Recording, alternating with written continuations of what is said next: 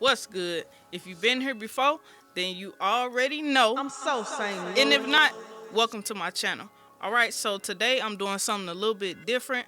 I'm getting into unboxing videos slash review videos, studio recommendation videos. So if you want me to put out more content like that, make sure you leave a comment below and make sure you are subscribed. I do want to hit 100K by the end of this year. So I need you to subscribe to the channel to help me do that.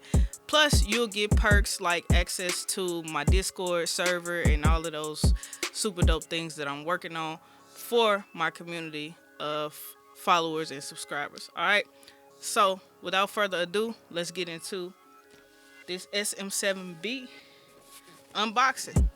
Now, the goal here is to not only show you what comes in this box when you purchase the legendary SM7B microphone that Michael Jackson recorded on for the whole Thriller album with Quincy Jones, but the goal is also to give you a little audio test. Right now I'm using the PreSonus PD70 mic,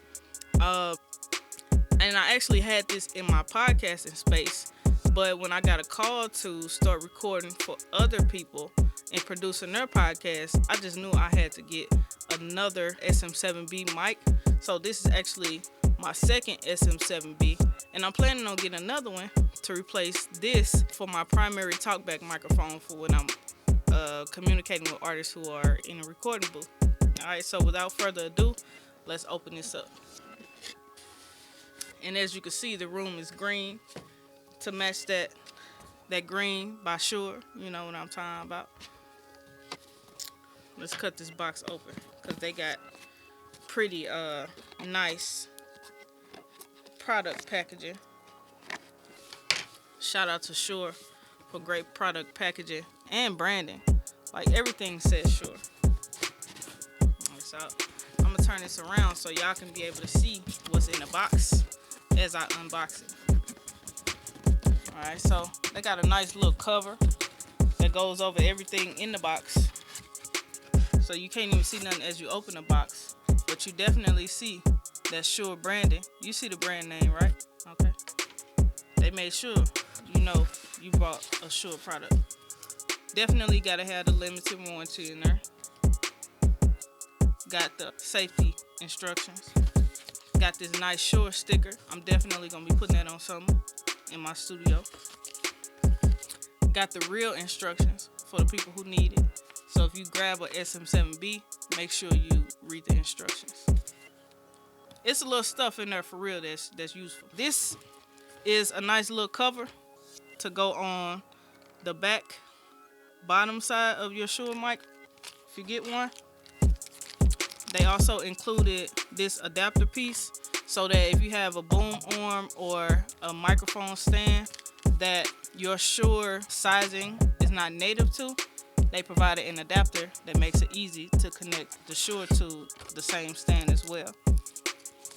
Oh, they included this nice Shure branded microphone cable tie. It says Shure on it, so your cables won't be going all crazy and just hanging all over the place. Let's see, let's get over here on this side of the box. It's crazy. They product packaging is so amazing. They also included an additional windscreen.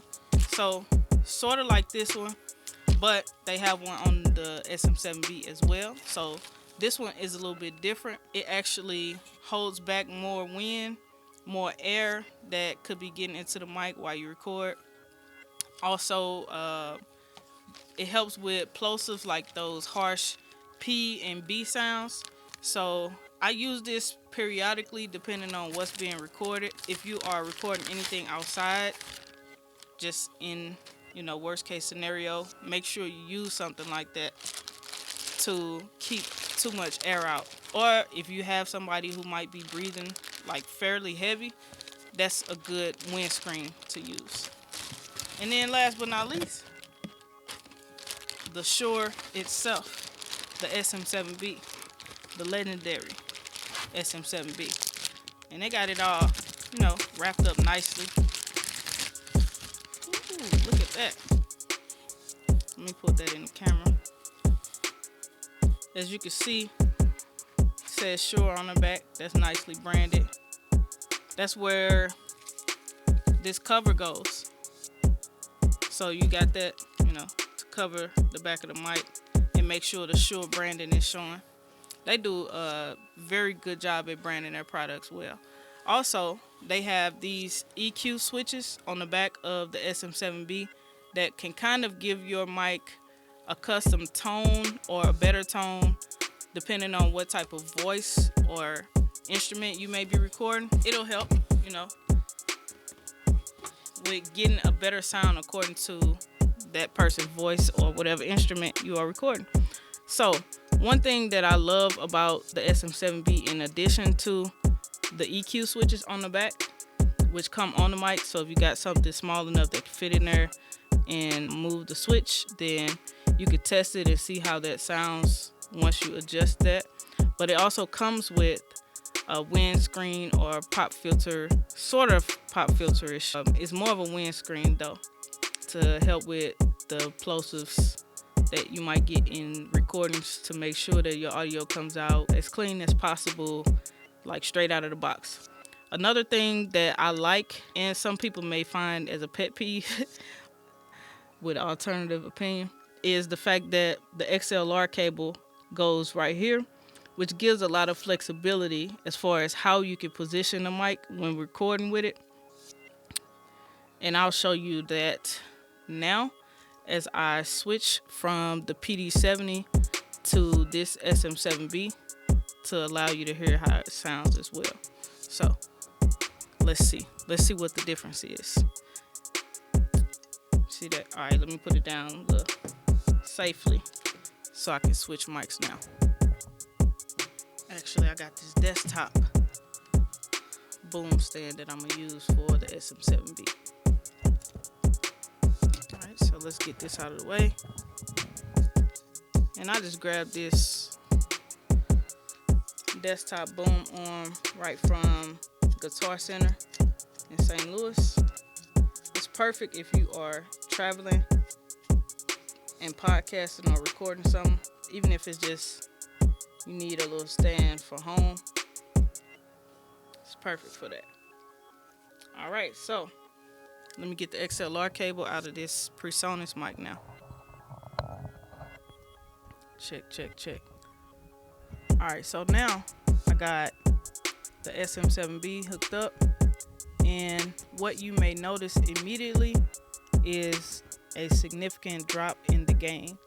Now, the great thing about the drop in the volume is that these are not noisy mics. So if you get close enough to them, you'll make sure you have the clarity that you need without a lot of noise. And I have a cloud lifter that I could use to boost the gain up, which many of us do with the SM7B, because they were created as mics with not a lot of gain already built into them. And the great thing about that is that you don't get a lot of the noise. So if you were to grab a cloud lifter for your SM7B, then you could boost the gain of it without also bringing up the noise floor so much that it sounds like noisy, or like you have this white noise in your recordings just to make the microphone loud enough. But also, if you are routing it through a recording interface or you have a nice preamp, you can also get enough gain out of that as well. The cloud lifter is sort of similar to an inline preamp basically, but since I'm running mine right now through my recording interface, I can literally just adjust the volume of the preamp to get more gain out of it without actually needing to add the cloud lifter on. In other situations or in other cases, I would add the cloud lifter, but it's not as necessary because I can turn up the preamp. Let's do that now. And it'll be that much louder without me actually having to use the cloud lifter. And hopefully you can hear that there's a big difference in the quality of the SM7B versus the PD70 that I was using before. I will say, like, obviously you got to get what fits within your budget, right? So if you need a budget friendly option, then you can go with something like the PD70, or you can go with the Universal Audio brand new mic which competes with the SM7B. Now, obviously, there's going to be some differences amongst all three options, but you got to get, like I said, what you can afford, and the purpose also matters. If you are using the microphone for podcasting, then I would highly recommend going with the SM7B. If you are just using it for something like a talkback microphone, or like general videos that you may be creating, like content creation or YouTube videos, you can use the PD70 or a similar option for that, but you may have to do a little more work on the back end as far as getting the audio to sound how you want it to sound, as far as like the clarity or that mid-range sound that, you know, really makes your vocals shine, or the top end shine. But those are things to pay more attention to if you are a recording engineer, or if you are an artist who can recognize, like, you know, what sounds good and what really doesn't sound good. That's where, you know, you kind of can hear those differences. But if you are using, you can use the SM7B to record vocals as well. It shines more with singers, in my opinion, than it does with rap. I would definitely recommend grabbing another mic that's within the same price range or higher if you're recording rap vocals and you're trying to get a specific sound for songs. But other than that, the SM7B is my go-to, and I highly recommend that you go ahead and grab you one if you are looking for a podcasting mic or like a multi-purpose mic, because it's great for content creation as well. I'm planning on replacing the PD70 with an additional SM7B microphone. I'm giving up one of my SM7Bs to my podcasting space in my studio, because I want the quality and I want the audio output to match when I record people who are podcasting. So I'll be buying another SM7B microphone soon, or I might go with the Universal Audio option, because they both sound amazing, and I did like what I saw when I seen the shootout between the two, knowing, you know, the different purposes that I'll be using the microphone for.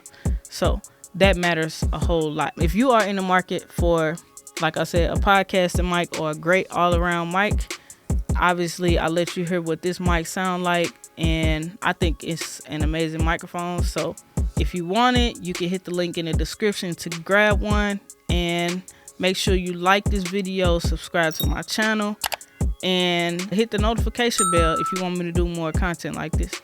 Alright, thanks for watching. Peace.